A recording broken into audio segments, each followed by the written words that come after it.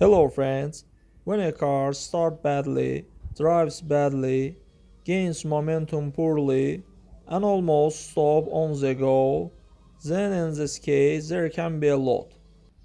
One such reason could be clogged screen on the fuel pump. Friends, but before starting the video, subscribe to our channel, put like, and don't forget to put a bell so as not miss new video on the channel. In this case, you just need to disassemble the fuel pump and clean the grid.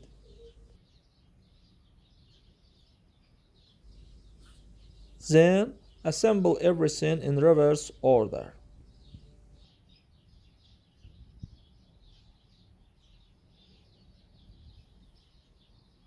That's all guys, subscribe to our channel, put like, and don't forget to put a bell so as not miss new video on the channel.